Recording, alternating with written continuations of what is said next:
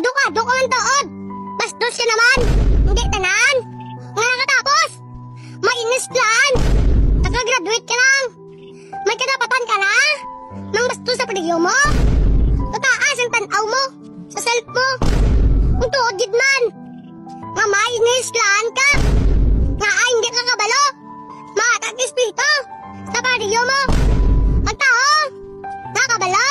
Pagkigbagay. Na-apply na. Sa iya tutuod. Ang pagkatao. Amo na.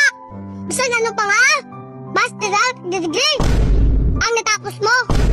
Kung wala kasang. Malasakit. Nagpakisama. Sa imo pariyo. Kulang na gapo no.